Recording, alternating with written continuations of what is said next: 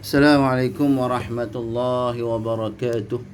Alhamdulillahi rabbil alamin, wassalatu wassalamu ala asyrafil anbiya'i wal mursalin wa ala alihi wa sahbihi ajma'in. Rabbi shrah li sadri wa yassir li amri wahlul 'uqdatam min lisani yafqahu qawli. Wala hawla wala quwwata illa billahil aliyyil azim. Bersyukur kepada Allah Subhanahu wa taala, pada pagi ini dapat sama-sama kita meneruskan lagi tazkirah kita untuk sama-sama kita meneliti dan mentadabbur beberapa ayat Allah Subhanahu wa taala daripada surah Taha. Dan insya-Allah hari ini kita akan sambung pada ayat ke-86. Jadi kita baca sikit dulu insya-Allah.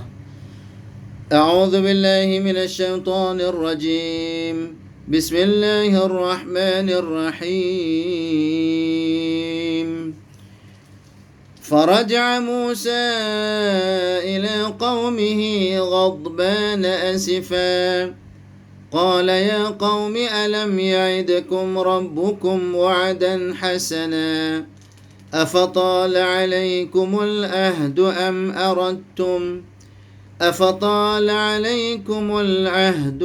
أردتم أن يحل عليكم غضب من ربكم فأخلفتم موعدي قالوا ما أخلفنا موعدك بملكنا ولكننا حملنا أوزارا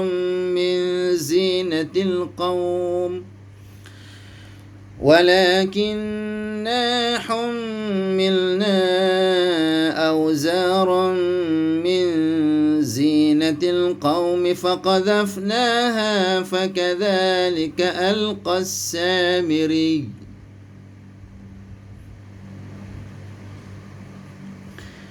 فأخرج لهم عجلا جسدا له خوار فقالوا هذا إلهكم وإله موسى فنسي أفلا يرون ألا يرجع إليهم قولا ولا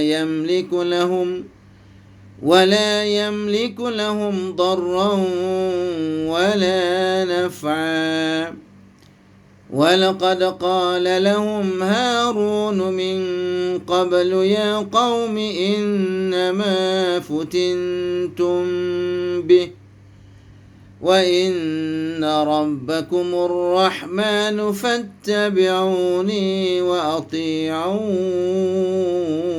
أمري قالوا لن نبرح عليه عاكفين حتى يرجع إلينا موسى قال يا هارون ما منعك إذ رأيتهم ضلوا صدق الله العظيم. Alhamdulillah, demikianlah ya beberapa ayat daripada surah Taha, ayat yang ke-86.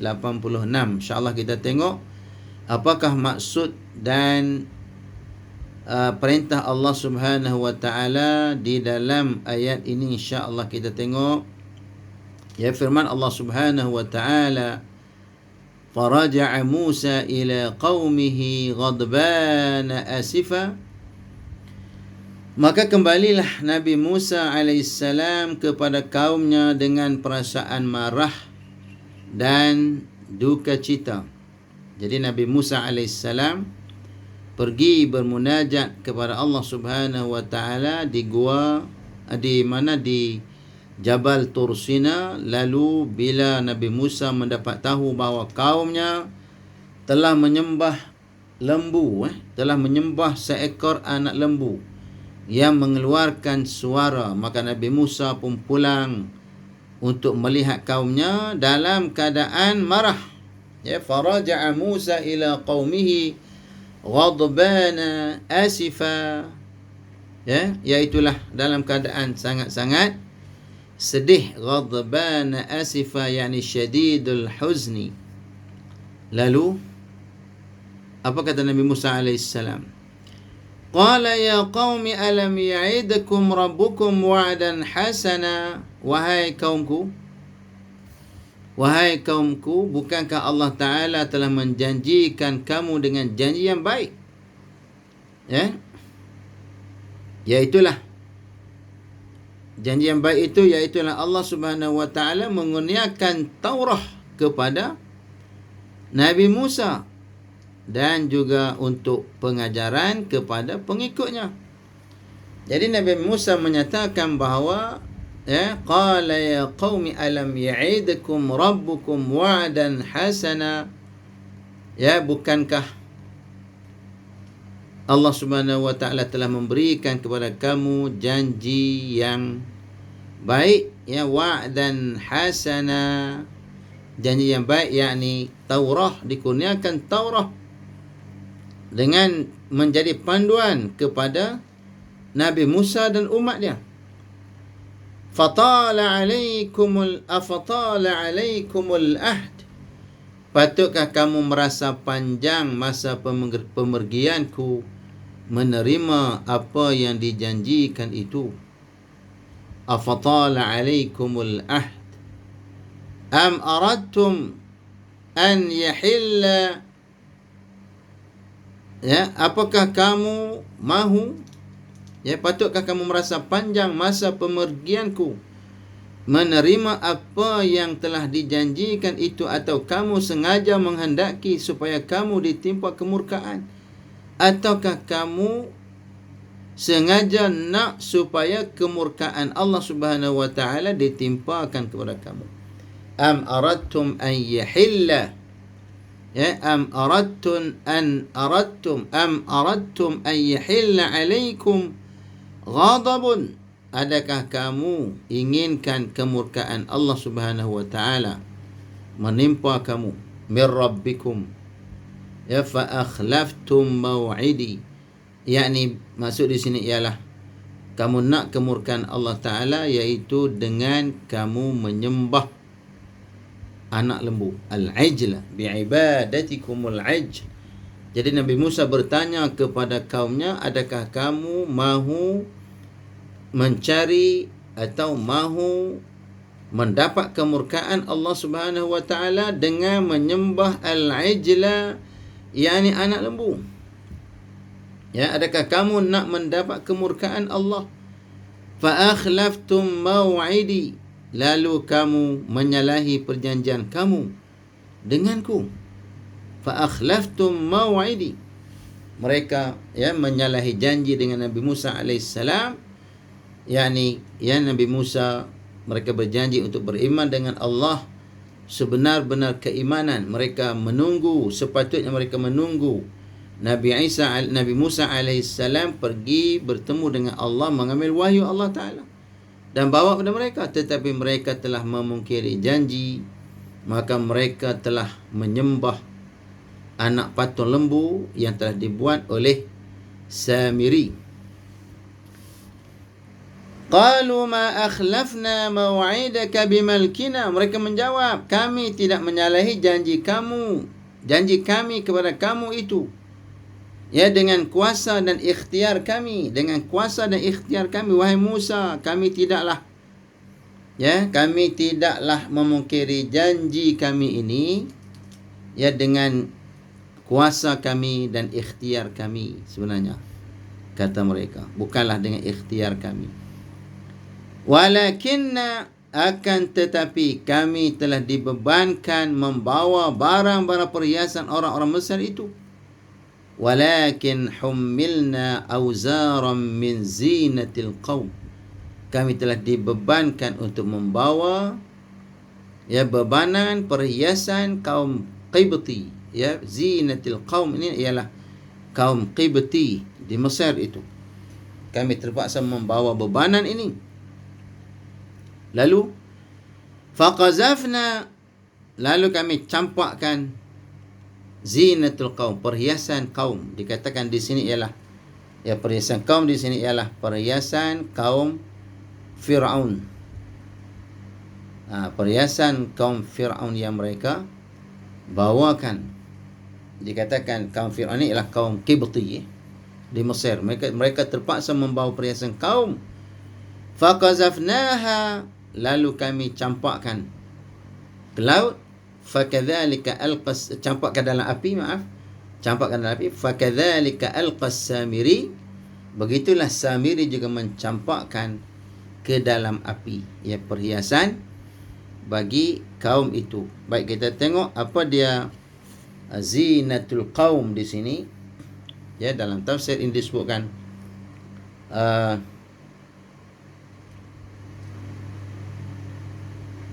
ya, yakni huliy qaumi Fir'aun, ya, kami membawa perhiasan kaum Fir'aun. Sama juga disebut. Disebut dalam tafsir Al-Jalalain, perhiasan kaum Fir'aun. Fa'alqaina fi hufratin fiha nar bi amri Samiri, lalu kami mencampakkan dia ke dalam lubang yang ada api, bi amri Samiri, dengan perintah Musa Samiri. Fakadzalika alqa Samiri ma kana ma'ahu, begitu juga Samiri melemparkan apa yang ada bersama dia, min turbati hafiri fursi Jibril alaihissalam, daripada tanah tempat pijak kuda Jibril alaihissalam. Dicampakkan sekali dalam tu. Tiba-tiba tu apa yang berlaku? Tiba-tiba, ya, fa akhraja lahum ijlan jasadan lahu khuwar, maka keluarlah, ya, daripada barang-barang perhiasan itu, ijlan jasadan, iaitulah anak lembu yang berjasad, ya, seekor anak lembu yang berjasad, ya, seekor anak lembu yang berjasad. Daripada leburan, ya, daripada leburan barang-barang itu, yang dipatung anak lembu, ya, keluarlah jasad, ijlan jasadan lahu khuwar, ya, bentuk tubuh lagi mempunyai suara, ya. Khuwar itu maksudnya ialah suara lembu, lahu khuwar.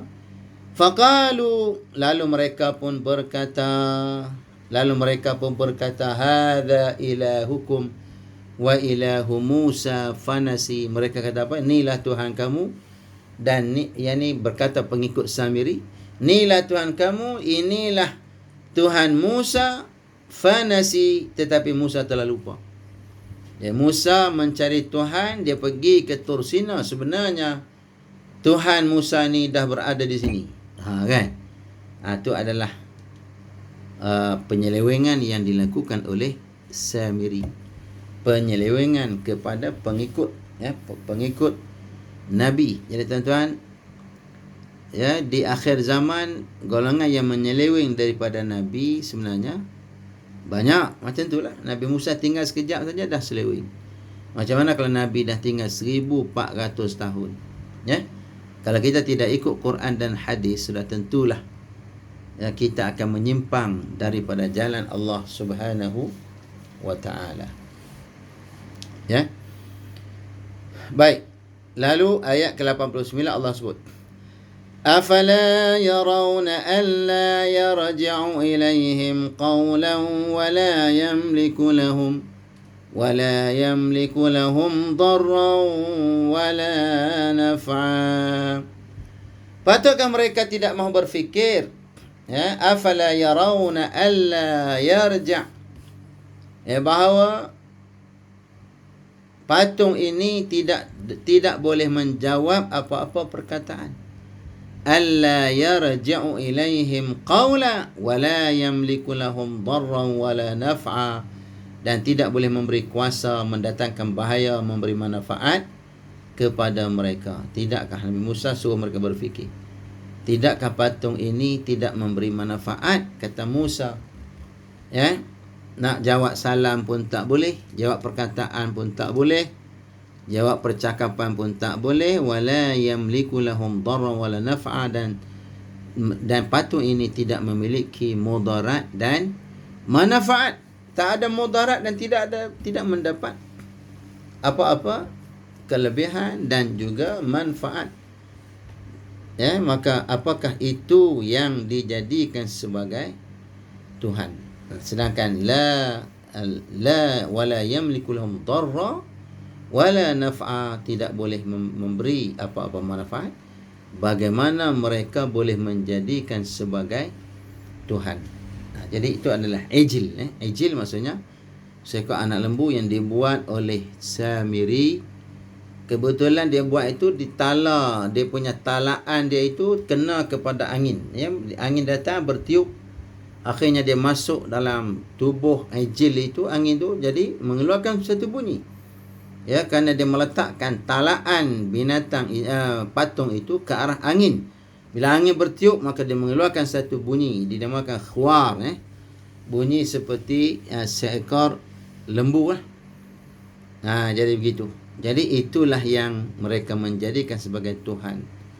Maka pengajaran di sini, tuan-tuan dan puan-puan, iaitulah pertamanya ialah kita mesti istiqamah di dalam menyembah Allah Subhanahu wa taala. Kita mesti istiqamah pada bila-bila masa dan pada bila-bila ketika kita perlu beristiqamah menyembah Allah Subhanahu wa taala, dan kita tidak berpaling kepada Allah. Yang sentiasalah kita merujuk kepada Al-Quran dan juga kepada sunnah baginda Rasulullah sallallahu alaihi wasallam, sehingga kita tidak tersesat, sehingga disebutkan oleh dalam hadis Nabi, taraktu fikum amrayni lan tadillu abada ma in tamassaktum bihima kitaballah wa sunnata rasulih. Aku tinggalkan kamu dua perkara yang mana kamu tak akan sesat selama-lamanya. Walaupun Nabi tinggal kita dah lama, tapi kita tak akan sesat selama-lamanya. Yang bila kita berpegang kepada Al-Quran dan kepada hadis Rasulullah sallallahu alaihi wasallam, maka kita tidak akan sesat selama-lamanya. Insya-Allah, mudah-mudahan ada manfaat dan mudah-mudahan menjadi titik tolak kita untuk kita beristiqamah di atas jalan Allah Subhanahu wa taala, insya-Allah. Wallahu a'lam bissawab. Assalamualaikum warahmatullahi wabarakatuh.